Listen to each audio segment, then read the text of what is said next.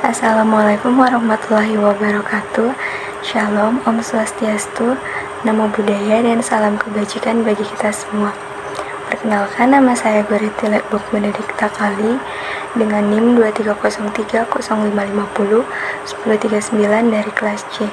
Pada kesempatan kali ini, saya akan mempresentasikan topik tentang jaring-jaring sebab akibat.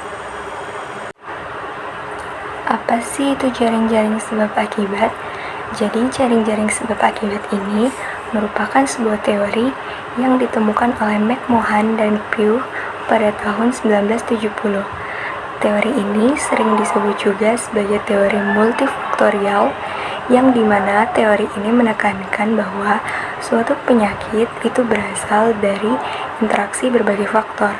Contoh misalnya faktor interaksi lingkungan, yang di dalamnya terdapat berbagai faktor yang dapat memegang peranan penting dalam terjadinya suatu penyakit, yaitu berupa faktor biologis, kimiawi, dan sosial. Nah, jadi gambar berikut ini merupakan salah satu contoh gambaran jaring-jaring sebab akibat. Jadi, dapat kita lihat pada gambar berikut bahwa suatu penyakit itu berasal dari interaksi berbagai faktor. Ada faktor sebab akibat sehingga dapat menimbulkan suatu penyakit.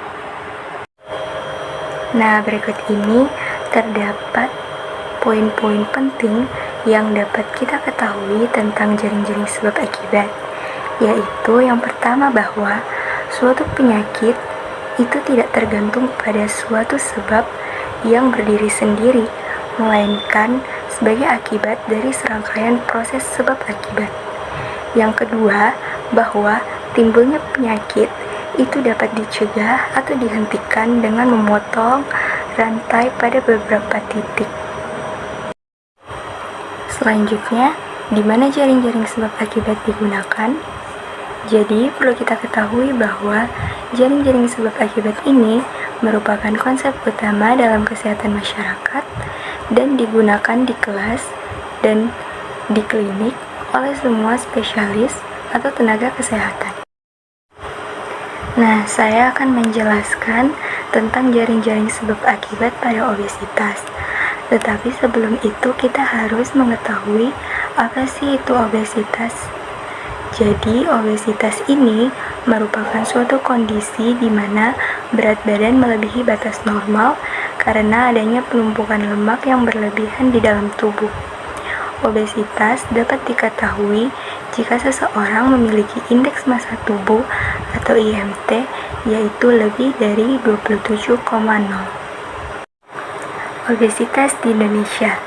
Jadi menurut Survei Kesehatan Indonesia atau SKI, prevalensi obesitas di Indonesia tahun 2023 pada penduduk umur lebih dari 18 tahun adalah 23,4%.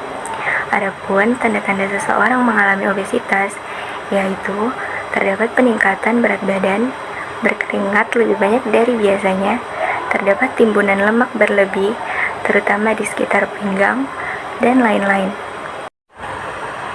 Nah, berikutnya apa saja sih bahaya dari obesitas itu sendiri?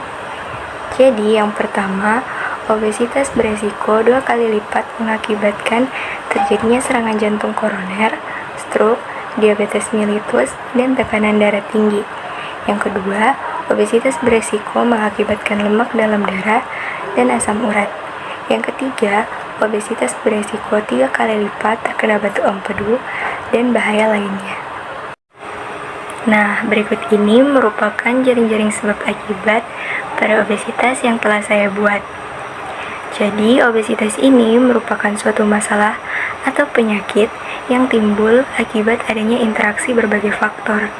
Obesitas di sini disebabkan oleh 2 faktor, yaitu faktor yang dapat dikontrol seperti gaya hidup seseorang dan faktor yang tidak dapat dikontrol seperti genetik dan usia. Nah, faktor penyebab pertama yaitu gaya hidup seseorang.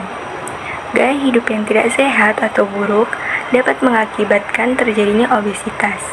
Gaya hidup yang tidak sehat di sini dapat disebabkan oleh beberapa hal, seperti yang pertama, pola makan yang tidak sehat. Di antaranya, seperti makan yang berlebihan dan tidak teratur, kurang mengkonsumsi buah dan sayur, banyak mengkonsumsi makanan manis, asin, dan berlemak. Yang kedua yaitu kurang berolahraga. Serta yang ketiga yaitu malas bergerak. Malas bergerak ini dapat menyebabkan penumpukan lemak yang berlebih pada tubuh seseorang. Nah, faktor penyebab berikutnya yaitu genetik.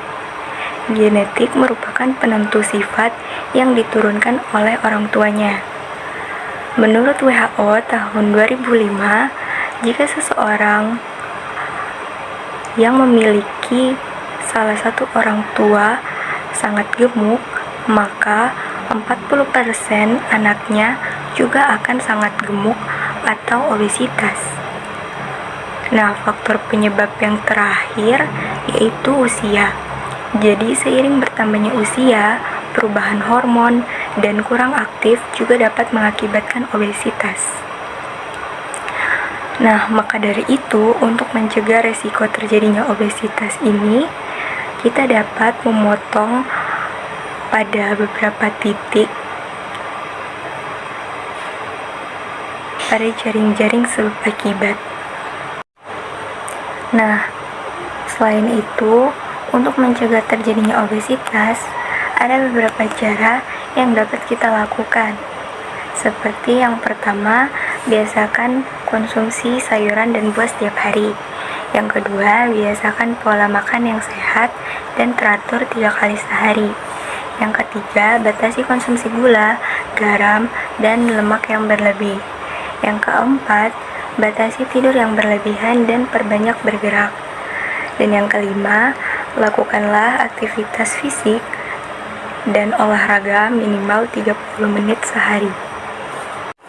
Nah, demikianlah presentasi dari saya tentang jaring-jaring sebab akibat. Lebih dan kurangnya mohon dimaafkan. Sekian dan terima kasih.